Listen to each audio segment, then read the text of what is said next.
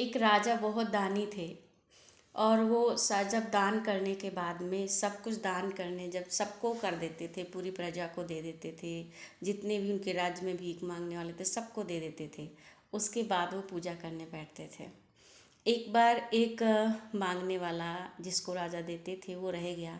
वो आया बाद में, तो उसने कहा कि मैंने राजा साहब से मिलना है, लेना है।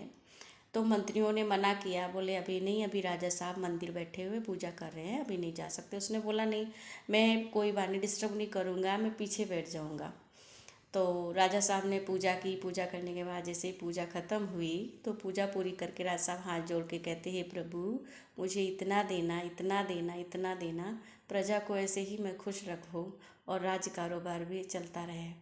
जैसे पूजा करके राजा साहब पीछे मुड़े, राजा साहब ने देखा कि जो बैठा था वो चल दिया आगे आगे। राजा साहब ने कहा, आप रुको, अपनी लेके जाओ अपनी जो भी दान है। उसने बोला, बस राजा साहब, आज के बाद मैं कभी नहीं मांगूंगा। मुझे पता था सिर्फ मुझे ही चाहिए, मैं ही भिखारी हूँ। आज पता चला है आप भी किसी से मांग रहे हैं। तो उसने कहा, मैं क्यों ना मैं डायरेक्ट उस परम पिता परमात्मा से मांगूं, जो सबका दाता है, सबको देता है, आपको भी देता है।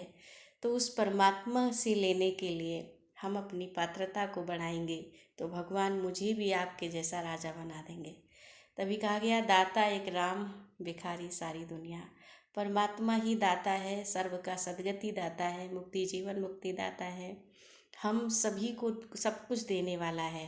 बस हम अपनी पात्रता बढ़ाएं और ऐसे पात्र बन जाएं, परमात्मा हमें स्वयं देने के लिए हाजिर हो जाए और उसकी आशीर्वाद दुआएं हमारे सिर पर बनी रहे हमेशा। ओम शांति।